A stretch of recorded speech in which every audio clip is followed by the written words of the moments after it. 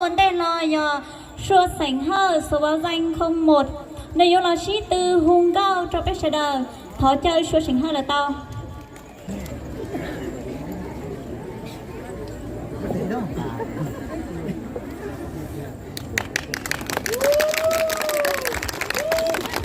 nhớ trong tàu sở đờ của hu chua sảnh hơ nó nhỏ lúc nào dẹp của cung ba tàu đi trong cao hu nó là sĩ từ mình xin mong nó nên nó cũng chẳng nào đổi mít đi anh Huy ơi, đổi mít từ từ đổi mít.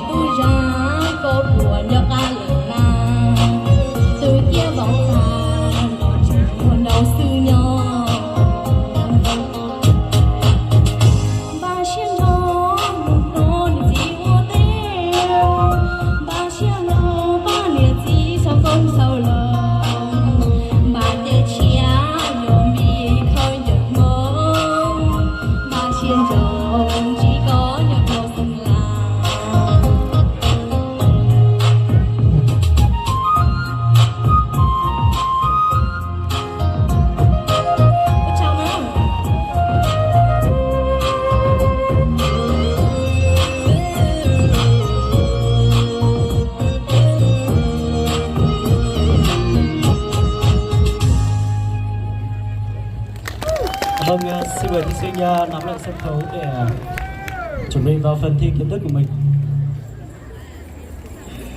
Thoát tranh nữa.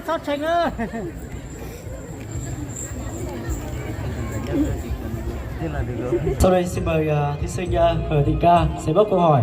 Và sau khi bốc câu hỏi thì bạn sẽ ban ra MC để MC đọc và bạn sẽ có thời gian để suy nghĩ và trả lời câu hỏi của mình. Thầy ơi vào luôn, một người vào thôi, đổi nhau nhá. Đứng đấy đây, thầy ơi, đứng đấy. Thầy ơi. Không phải để đi.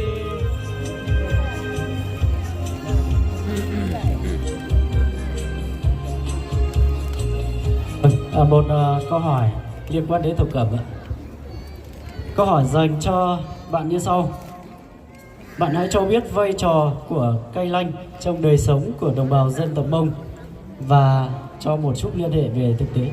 Xin mời bạn suy nghĩ và trả lời. Dạ, kính thưa ban giám khảo và toàn thể hội thi, sau đây là em xin phép trả lời câu hỏi của em ạ. Để em xem câu hỏi. Mình xin đọc lại câu hỏi dành cho bạn. Bạn hãy cho biết vai trò của cây lanh trong đời sống của đồng bào dân tộc Mông và liên hệ thực tế. Dạ, em xin phép trả lời là cây lanh là một cây mà người Mông mình rất là cần thiết trong đời sống, mà cây lanh đã ăn sâu trong tín ngưỡng tâm linh của người Mông. Và cây lanh là một cây mà có thể làm ra mấy thổ cẩm như là mai quần áo vái để mặc, và làm ra áo quần cho người Mông mình mặc để phân biệt được các loại dân tộc của người Mông ạ. Vâng, bạn hãy bình tĩnh và trả lời tự tin ạ. Mà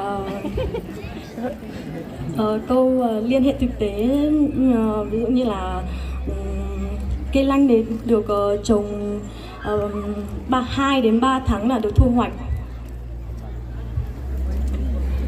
Câu hỏi của em hết rồi. Xin mời câu hỏi của bên ban giám khảo dành cho thí sinh. Ban giám khảo xin hỏi bạn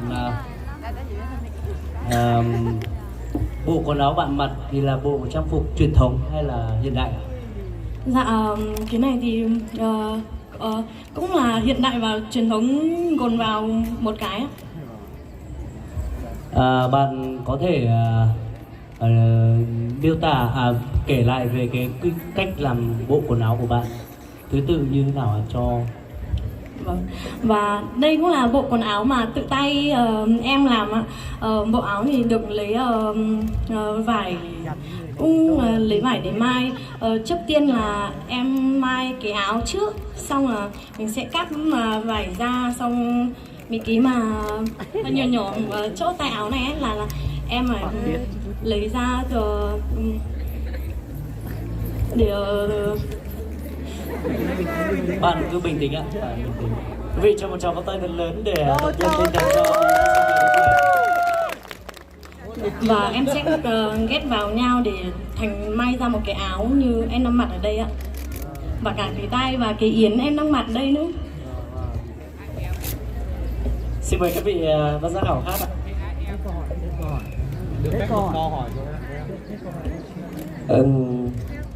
Cho xin hỏi tí, xin hỏi bằng tiếng Mông nhé, thí sinh. Vâng. Để nó bị ý chỗ rì Mông này, nhưng nó bị hay lưu che nó thì bị sang mảnh Mông, để nó thì bị tổ chức ô sau bị chấm Mông sư, có chi hiểu nó thì có thể là có hay lưu Mông, kể mình bị tăng câu hỏi bị tăng thì nó về bị tủ mang ô tủ giá trị, mang cho lũ tủ giá trị, rồi sau bị Mông thì ô tủ giá trị, rồi cho lũ tủ giá trị họ còn chỉ không chờ con nó thì do họ nó có chỉ còn giờ có giờ xẻo lên chàng rồi giờ tao chen thì nó rồi giờ tao mà chúng ta để sang ngày lên đấy có trả lời sai giờ có hay lắm không có cái hay cái lắm không đấy chủ mông chè của tên nó nói nhở chè có nhiều nó chè do nữ chiều nhà nữ do hiện đại là chè nữ chiều uốn lòn để nó ma lò nói nhở nữ do cô do thế mà nữ chi chỉnh đấu maเลยนะgiờ tôi đợi qua chọn đông cây lanh của lò này nhở. Linh đã xem. Vâng, xin được cảm ơn giải đáp của các vị tham gia giám khảo, và một lần nữa xin được chúc mừng cho thí sinh Hờ Thị Ta đã hoàn thành xong các phần thi của mình. Xin được chúc mừng bạn.